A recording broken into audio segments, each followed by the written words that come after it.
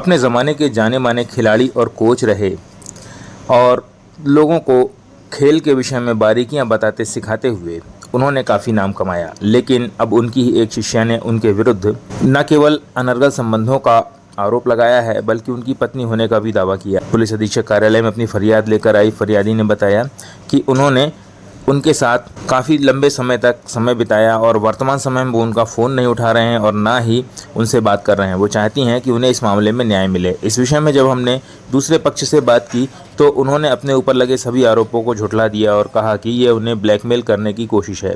उन्होंने बताया कि इस मामले में विवाद कोर्ट में चल रहा है और इसलिए इस विषय में ज़्यादा वो नहीं कहेंगे, लेकिन इतना ज़रूर कहेंगे कि उनके विरुद्ध यह साजिश है और उनसे पैसा ऐंठने और उन्हें ब्लैकमेल करने की साजिश है, जिसके तहत इस तरह के आरोप प्रत्यारोप लगाए जा रहे हैं।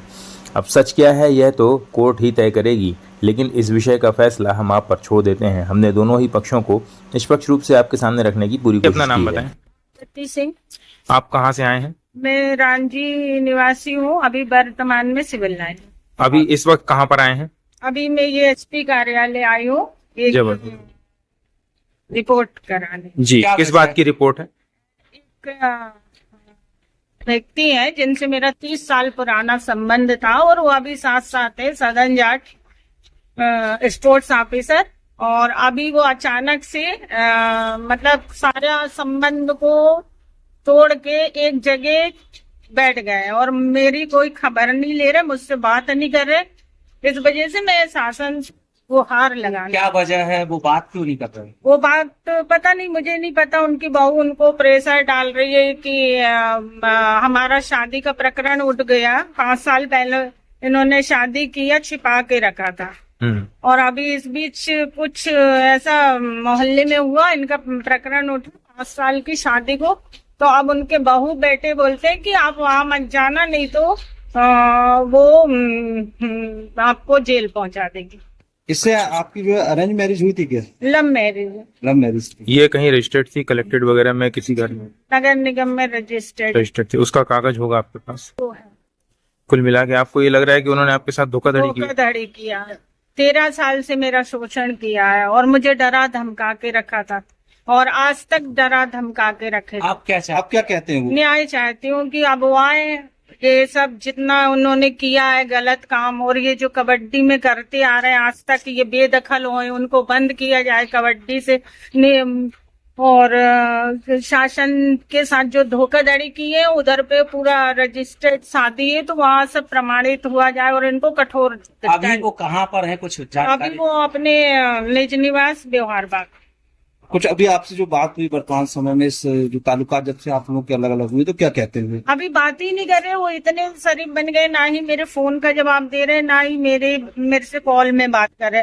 तो मैं क्या समझूं, मैं कहाँ जाऊं? 30 साल तुम मेरा साथ लिए, अब मुझे जरूरत है तो मैं तो शासन के पास आऊंगी ना।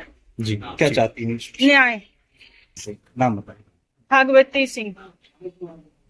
जी आदरणीय, ये बताइए कि एक महिला ने एसपी ऑफिस पहुंचकर आपके ऊपर आरोप लगाए हैं, उन पर आपका क्या कहना है? श्रीमती भागवती ध्रुवे ने जो आरोप लगाए हैं वो पूर्णतः निराधार है और शादी का जहां तक मेरे को आरोप लगाया गया है, मुझे 5 तारीख को पेंशन विभाग से जो नोटिस आया कि क्यों ना आपकी पारिवारिक पेंशन बंद कर दी जाए, तो तब मेरे को मालूम पड़ा कि इन्होंने हमारी इनसे शादी हुई है।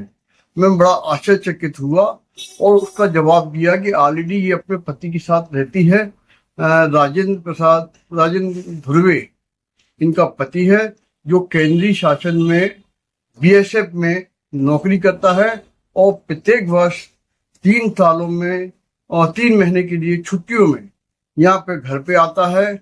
और मैं इनके पिताजी का घनिष्ठ मित्र था, 20 सालों से हमारे पारिवारिक संबंध थे और संबंध होने के कारण इन्होंने मेरा आर्थिक शोषण किया है। मेरा मतलब इनके पिताजी गुजर जाने के बाद ये मुझे अंकल कहा करती थी और इन पे मेरी पेंशन पे नियत रही।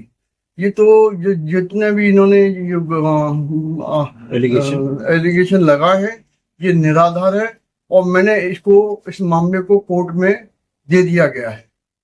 कोर्ट इसमें कोर्ट इस पर विचार हाँ, कोर्ट इस पर विचार करेगी और मैं कोर्ट पे ही विश्वास करता हूँ।